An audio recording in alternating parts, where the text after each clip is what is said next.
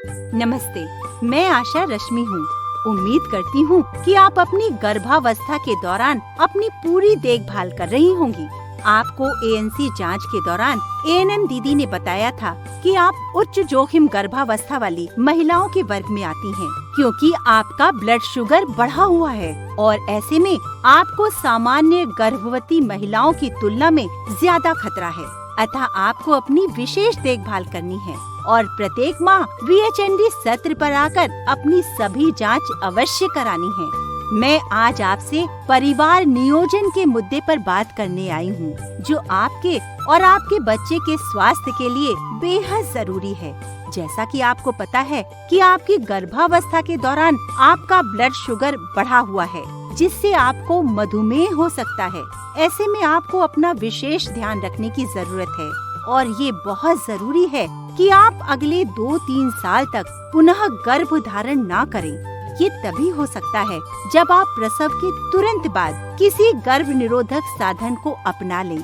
यदि आप ऐसा नहीं करती हैं और लापरवाही बरतती हैं, तो इससे आपकी और आपके होने वाले बच्चे दोनों की सेहत को खतरा हो सकता है। लगातार इलाज और परहेज रखने पर भी शुगर को ठीक होने में लगभग 2-3 साल का समय लगता है और ऐसे में समझदारी यही है कि आप पुनः गर्भ धारण ना करें, ताकि आपको अपना और अपने बच्चे के स्वास्थ्य का ध्यान रखने का पूरा समय मिल पाए। आपको गर्भ निरोधक साधन पहले से क्यों चुनकर रखना है, ये समझना बहुत जरूरी है।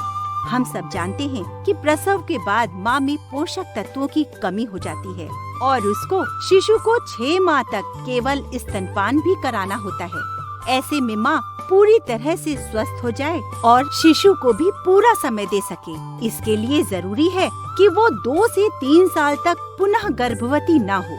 लेकिन कई बार प्रसव के बाद महिलाएं सोचती हैं कि वो गर्भवती नहीं होंगी, क्योंकि वे बच्चे को अपना दूध पिला रही हैं। लेकिन मैं आपको ये स्पष्ट करना चाहती हूँ कि यदि 6 महीने से पहले आपकी माहवारी वापस आ जाती है या आप बच्चे को किसी भी कारण से केवल स्तनपान नहीं करा पा रही हैं, तो गर्भ धारण की संभावना प्रसव के 1.5 महीने के बाद से ही हो जाती है। ऐसे में अक्सर महिलाएं ना चाहते हुए भी गर्भवती हो जाती हैं। साथ ही 6 माह के बाद जैसे ही शिशु को पोषक आहार दिया जाना शुरू कर दिया जाता है, वैसे ही माँ में गर्भ धारण की संभावना बढ़ जाती है।